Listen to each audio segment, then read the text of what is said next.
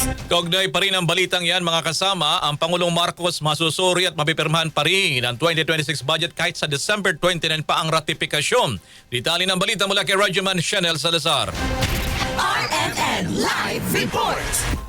Nananatiling kumpiyansa ang Malacanang na mapipirmahan ni Pangulong Ferdinand Marcos Jr. ang 2026 national budget bago matapos ang taon. Ito ang pahayag ni Palace Press Officer Claire Castro nang tanungin kung may sapat pang panahon ng Pangulo upang suriin at lagdaan ang panukalang budget lalo't sa December 29 pa ito nakatakdang maratipikahan ng Kongreso. Ayon kay Castro, may malinaw na proseso ang ehekutibo para masusi ang pagbusisi ng national budget upang matiyak din na maayos, transparent at nakaayon sa mga prioridad ng pamahalaan. Sisiguruhin din anya ng Pangulo na walang questionabling alokasyon at ang pondo ng bayan ay mapupunta sa mga programang direkta paisinabangan ng mamamayan.